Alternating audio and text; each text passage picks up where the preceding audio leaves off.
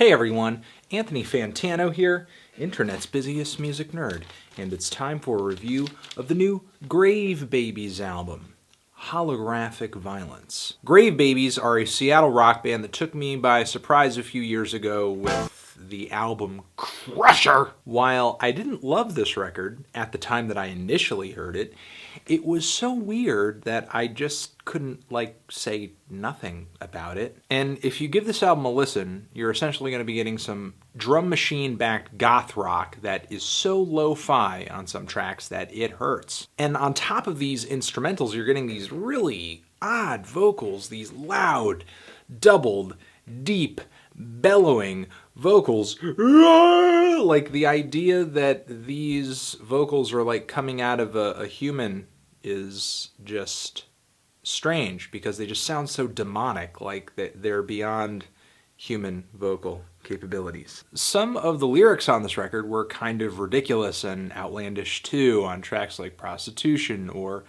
Blood on the Face. Blood on the face! Blood on the face! Which simultaneously, even though these tracks were odd, they were also really big statements on death and violence and exploitation. Maybe even humanity as well. And these songs were kind of catchy too. In an age where nobody is fazed by anything anymore, sometimes I think it's truly difficult to make outlandish music, and that's what I think Grave Babies were doing on this record, even if at times it was a little humorous. And even though that outlandishness, that humorousness was a little off-putting, I came to really love this record by the end of the year. And of course, because I loved this record, I was looking forward to Grave Babies' next record. And on this record, they have taken a noticeably different approach. There are still characteristics on this album that were on their last LP, like the loud, overpowering, deep, bellowing vocals. And Grave Babies are still pretty much making drum machine-backed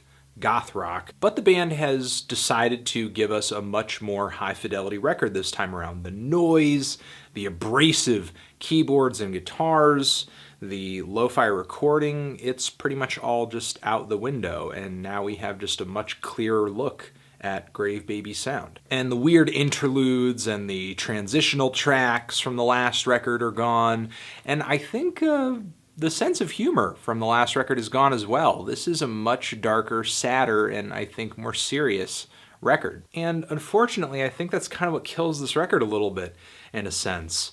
With Crusher, and with Grave Babies' previous output in general, it's like they were trying to be so harrowing and so disturbing and just so gruesome that it had to be a joke. Like, it was so ridiculous. And I feel like they've kind of given that up in favor of just making an album that might not turn as many people off because it sounds like they're actually taking it seriously, or it sounds like they're kind of playing it a little safe. But I think as a result, this record sounds a little, I don't know, just tame. Not that I think going for a cleaner sound was inherently a bad idea, but the thing is that it really puts Grave Babies' songwriting abilities on blast. If the sounds are going to be a little bit more middle of the road, a little bit less, frightening and ear pummeling, then it's really got to be the tunes that shine through and captivate and keep us coming back to the record. The focus that this record has on songwriting is apparent right from the opening track here, where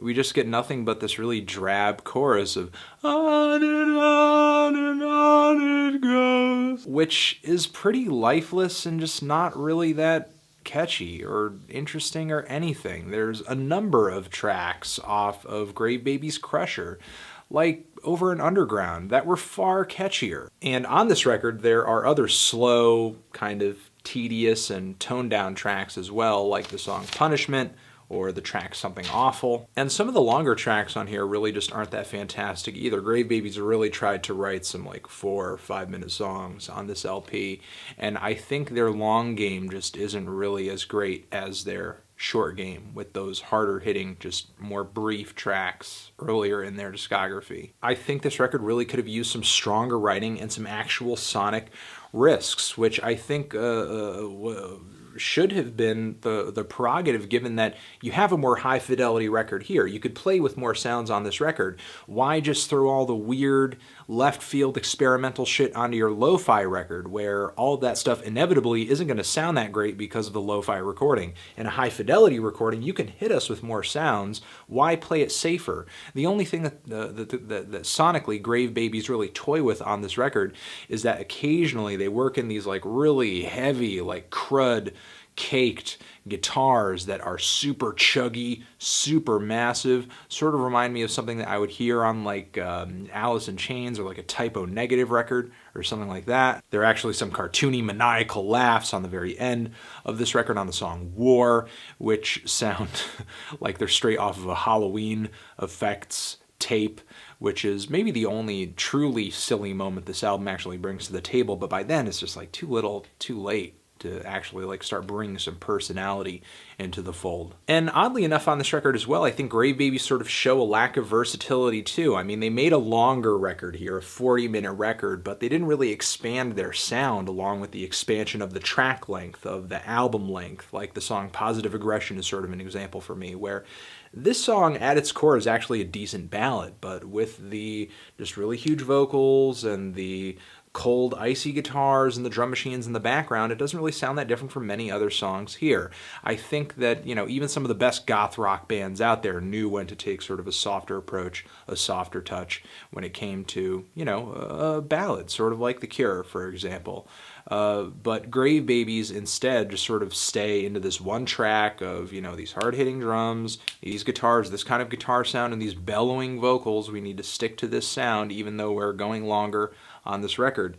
And I just, again, think that this album could have used some diversity, could have used some versatility, especially considering how they tried to string out their length here. I thought this record was decent. It has a lot of good moments to it, but I think I am a little down on it just because I was looking for more. I was anticipating more. I thought that Grave Babies would just continue to bring the personality and the quality of songwriting on this record that they had on their previous record, but instead they just kind of made this transition from hilariously freaky to trying to make a record that is serious but also freaky and a little sad as well.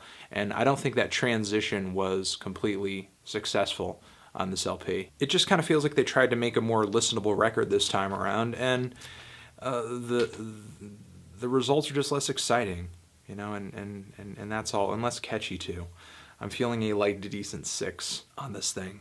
Transition, if you've given this record a listen, what did you think about it? Did you love it? Did you hate it? Why? What do you think I should review next? And that's it. Anthony Fantano. Grave Babies. Forever. Hi everyone, you know who it is. I hope you're doing well. On your page right now you are seeing an article, a compilation of fantastic tracks linked on our brand new website that we made via Squarespace. And there is a link down there in the description box where you can build a site of your own through Squarespace at a discount for a little personal project, a passion project, or maybe even your own personal business. I've had a good experience with the platform. Thought I would pass that along to you. But also, there is a link down there in the description box to this page that you're looking at. It is a compilation of tracks over the past 20 years or so from John Zorn's GOTHIC Records. Fantastic collection of tracks compiled by one of my head writers, the managing editor of the website, Austin, who has some fantastic taste, truly patrician taste, you could say. And yeah, he's essentially recommending to you some of his favorite records, some of his favorite cuts on GOTHIC Records over the past 20 or so years. And again, we got that link down there in the description box where you yourself can build your own website via Squarespace. And yeah, that's it. You're the best. Thanks for listening, and have a good day.